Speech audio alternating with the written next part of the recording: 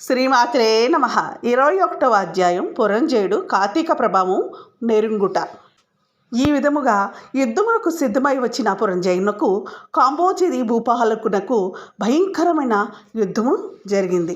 ఆ యుద్ధములో రధికుడు రధికునితోనూ, అశ్వ సైనికునితోనూ, గజ సైనికుడు గజ సైనికుతోనూ, పదాతులు పదాతి సైనికులతోనూ, మల్లులు మల్లయుద్ధ నిపుణులతో ఖడ్గ కథ బాణ పరశువు మొదలగు ఆయుధాలు ధరించి ఒండోరుల ఢీకొనుచు హుంకారించుచు సింహానాదములు చేసుకొనుచు శూరత్వ వీరత్వములను జూపుకొనుచు వేరే దొంతుములు వాయించుకొనుచు శంఖములను పూరించుకొనుచు ఉభయ సైన్యములను విజయకాంక్షలై పోరాడిరి.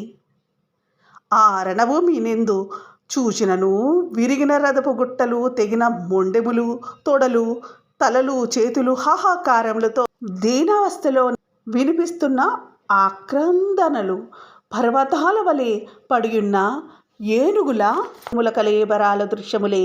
ఆ మహాయుద్ధమున వీరత్వమును చూపి చచ్చిపోయిన ప్రాణులని తీసుకెళ్లడానికి దేవదూతల పుష్పక విమానముపై వచ్చిరి. అటువంటి భయంకరమైన యుద్ధం సూర్యాస్తమయము వరకు జరిగినది. కాంబోజాది భూపాలుర సైన్యం చాలా నష్టమైపోయాను. అయినను 3 ఔక్షహీనులన్న పురంజయుని సైన్యము నెల్ల అతి సాహసముతో పట్టుదలతో ఓడించినది. పెద్ద సైన్యమున్నను పురంజయునికి అపజయమే కలిగింది. దానితో పురంజయుడు రహస్య మార్గమున శత్రువుల కంటపడకుండా తన గృహానికి పారిపోయాను. బలోపేతులైన శత్రురాజులు రాజ్యమును ఆక్రమించుకున్నారు. పురంజయుడు విచారముతో సిగ్గుతో దుఃఖించుచుండెను. ఆ సమయంలో వశిష్ఠులు వచ్చి పురంజయుడిని ఊరటించి, రాజా, ఉన్నొక్కసారి నీ వద్దకు వచ్చి తిని నీవు ధర్మాన్ని తప్పినావు. నీవు చేస్తున్న దురాచారాలకు అంతులేదు. ఇకనైనను సన్మార్గుడవై ఉండుమని హెచ్చరించితివి. అప్పుడు నా మాట వినలేదు. నీవు భగవంతుని సేవింపక అధర్మ ప్రవర్తనుడవై ఉన్నందుననే ఈ యుద్ధమున ఓడి రాజ్యమునకు శత్రువులకు అప్పగించితివి.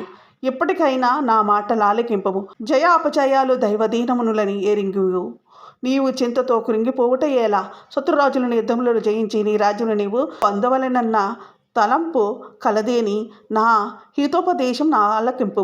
ఇది కార్తీక మాసం, రేపు కృత్తికా నక్షత్రంలో కూడిన పౌర్ణమి గాన స్నాన జపాది నిత్య కర్మల ఆచరించి దేవాలయమునికి వెళ్ళి దేవుని సన్నిధిని దీపారాధన చేసి భగవన్నామ స్మరణము చేయుచు నాట్యము చేయుచు ఇట్లొనర్చినచో నీకు పుత్ర సంతతి కలుగుతుంది. అంతేకాదు శ్రీమన్నారాయణ సేవించడం వల్ల శ్రీహరి మిక్కిలి సంతోషం ఉంది. నీ శత్రువును దూనుమాడుటకు నీకు చక్రాయుధమును కూడా ప్రసాదించును. కనుక రేపు అట్లు చేసిన ఎడలో పోగొట్టుకున్న రాజ్యమును తిరిగి పొందగలవు. నీవు అధర్మ ప్రవర్తనుడివై దుష్ట సాహవాసము చేత కదా నీకు అపజయము కలిగినది. కానలెమ్ము, శ్రీహరిని మధ్యలో దలచి నేను తెలియజేసినట్లు చేయుమని హితోపదేశము చేశాను.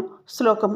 అపవిత్ర పవిత్రోవా నానావస్థం గతోపి వా యః స్మరేత్ పుండరీకాక్షం స బాహ్యాభ్యంతర శుచిః.